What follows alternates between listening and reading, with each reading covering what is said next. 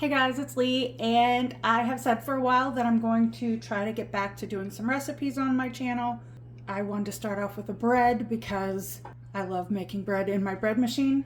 So today we're going to make milk and honey bread in the bread machine.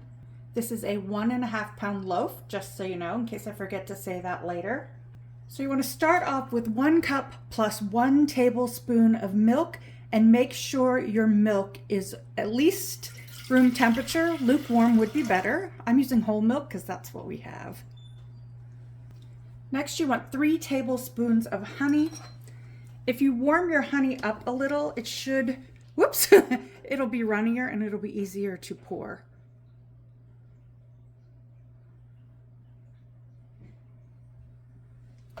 That's 2 of the tablespoons. 1/8 of a cup is 2 tablespoons. And here's the 3rd tablespoon.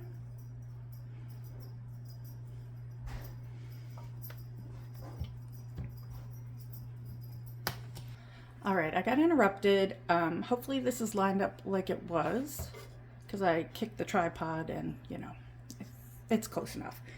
So next you add in 3 tablespoons of melted butter.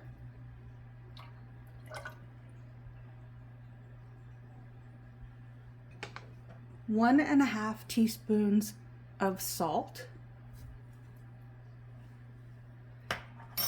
and 3 cups of bread flour. This is a 2-cup measuring cup. I love this thing.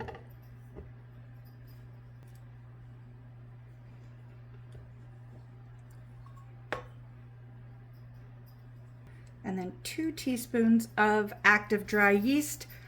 I only have instant yeast, so I think I'm going to add just a little less. That's all I have. I buy this in bulk and store it in the freezer. Now you place the pan into the machine, and then you just put it on white, 1.5 pound loaf, and you want it medium, and then hit start.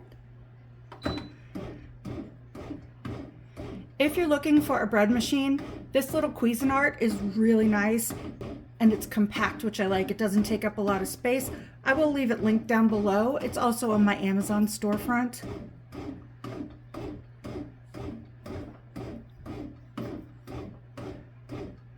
So now we're just gonna let it go for a little while. And you're gonna check on it after a few minutes. If it's really wet, and you'll be able to tell if it's super wet, just add a tablespoon of flour until it gets to a good consistency. If it's super dry, add a teaspoon of water or milk until it gets to the correct consistency. All right, so the bread is done. I am going to take it out and put it on this wire rack to cool.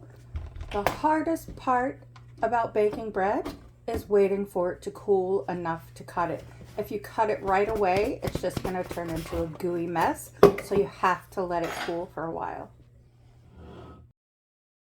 I let the bread sit for about 30 minutes. I probably should have waited a little longer. There's a bubble on top for some reason. I probably should wait till it's cooler, but dinner's ready, so I'm just going to cut into it. Oh, it looks really nice inside. Yeah, I like this. This is a good recipe. I will leave the link to the recipe down in the description box below. This is not my recipe. It's nice and soft. This bread is so good. You have to try this.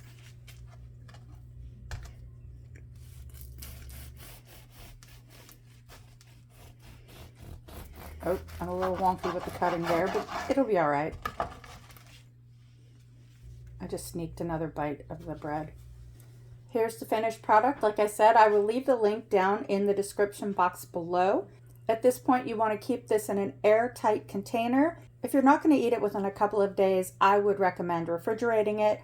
And if you have any left over, you can always freeze it to have later. Let me know down in the comment section below if you think you're going to try this. And if you do try it, come back and tell me how it turned out. If you liked this video, please give it a thumbs up.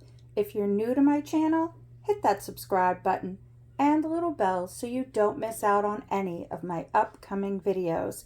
You can also find me over on Instagram and Facebook at Lee's Home 05 and on TikTok at Lee's Home. Thanks for watching. Bye.